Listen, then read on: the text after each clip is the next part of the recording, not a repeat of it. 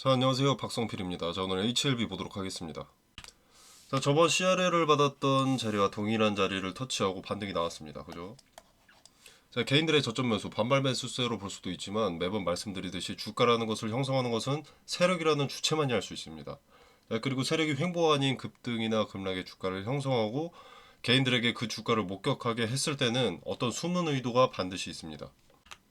자, 기대감 일정이 머지 않았을 때 공포심을 동반하면 개미 털기지만 기대감이 실망감으로 바뀐 직후의 급등은 개인들의 관심을 유지시키기 위함으로 보입니다. 자, 지금 개인들이 여기서 대거 이탈을 해버리면 HLB라는 주식 자체의 관심도가 많이 떨어집니다. 자, 그러면 기대감 일정이 다가오면서 상승하고 세력이 엑시트할 때, 설거지할 때 그때 이제 세력의 대량 물량을 받아줄 주체를 모집하는데 애로사항이 생기는 것이고, 그렇게 되면 엑시트에 차질이 생기는 것이기에 의미가 상당히 큰 자리에서의 주가 하락은 방어를 해주는 모습입니다.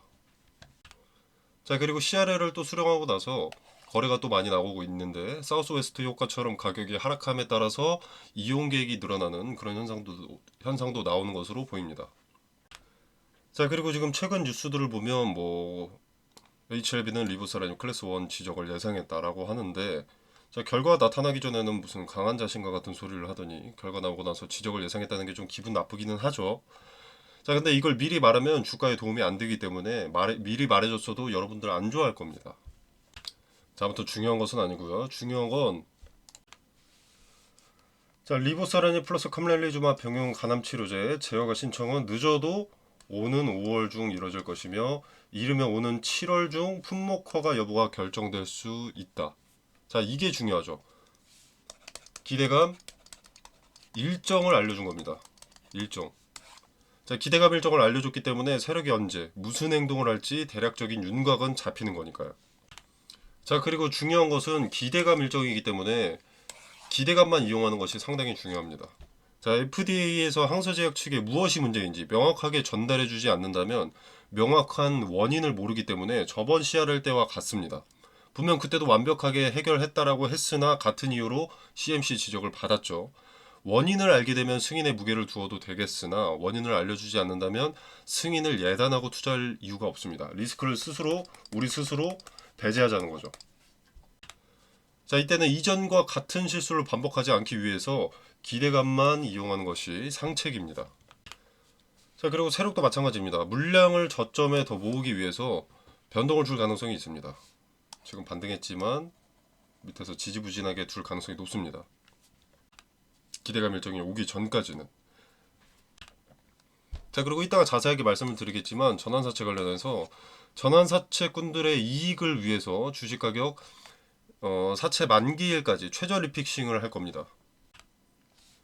자, 38회차와 39회차 전환사채로 알고 있는데, 자, 38회차는 600억 규모고요.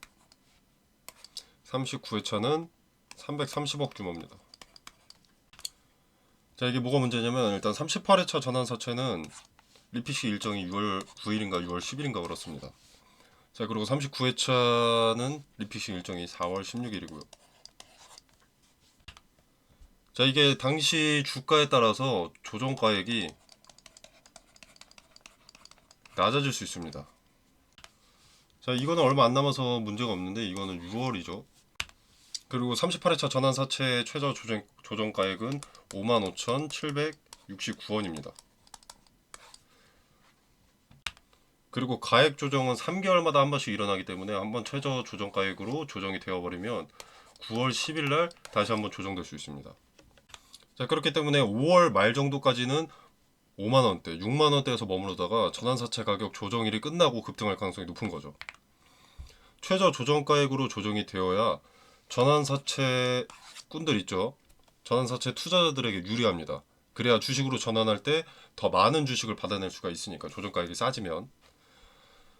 자, 그리고 나서 최저 조정가액이 확정되면 주가를 급등시켜서 극한의 이익을 가져갈 가능성이 높습니다. 자, 여러분이 전환사채 투자자입니다. 그래서 예를 들어서 300억을 빌렸어요. 자, 이걸 극단적으로 예시를 들었을 때 전환가액이 1원이 된다. 자, 그럼 주식으로 전환했을 때 300억 주를 받게 되는 거죠. 근데 이후에 이제 최저 조정가액이 확정나고 주가를 급등시켜서 주당 10원이 됐다. 자, 그럼 300억 빌려주고 3천억 벌어가는 겁니다. 그죠? 자, 이런 맥락으로 최저 조정가액이 확정되기 전에는 주가를 눌러두고 조정가액이 확정되고 나면 그때 주가를 급등시킬 가능성이 높다는 겁니다. 자, 그래서 당분간은 누를 가능성이 상당히 높죠. 자, 그리고 이제 클래스 1의 가능성이 높기는 하지만 클래스 1, 2가 아직 정해진 것도 아니고요. 그렇기 때문에 아직은 아래 구간에서 횡보할 구간입니다.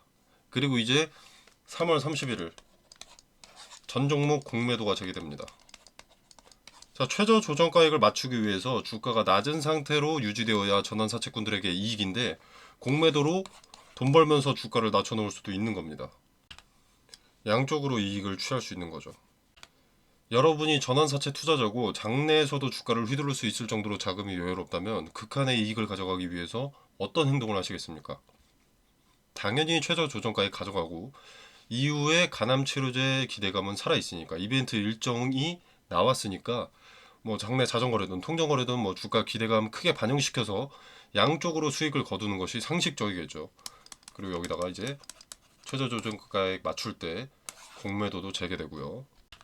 자, 그래서 한 달 정도는 지지부진 횡보하다가 바닥 다지고 기대감 반영되기 시작할 가능성이 높습니다. 자, 그리고 이제 클래스 1이 확정이 된다. 자, 그러면 2달 내에 결과 발표죠. 자, 그렇기 때문에 재신청이 5월이고 그로부터 2달이면 7월입니다. 그래서 이르면 오는 7월 중 품목화가 여부가 결정될 수 있다고 말을 한 것이고요. 자, 그렇기 때문에 5월, 6월 기대감에 시세를 크게 줄 가능성이 높고요. 근데 이제 6월 10일에 아까 말씀드렸던 6월 10일 전환사채 리픽싱 확정이 있기 때문에 이 근처에는 갑작스러운 하락이 또 있을 수가 있습니다. 자, 그래서 각종 이벤트 일정의 순서에 따라서 대응을 해야 되고요. 하락한다면 왜 하락하는지, 상승한다면 왜 상승하는지 그 근거들을 따져가면서 매수매도 관점을 달리해가면서 대응을 해야 됩니다. 자, 그리고 아직 나온 소식들은 아니지만 지켜봐야 하는 것들이 있죠. 옵티보 여보이의 FDA 승인 가능성. 자, 그리고 이제 엘레바를 지원하기 위해서 자회사인 엘레바 사채를 발행할 가능성도 있기 때문에 이 부분은 지켜보면서 대응에 참고하면 되겠습니다. 자, 그래서 현재로서 가장 우선순위로 봐야 될 것은 일단 전환사채 리픽싱 일정, 그리고 FDA 재신청 일정, 클래스 1, 2 여부가 되겠습니다.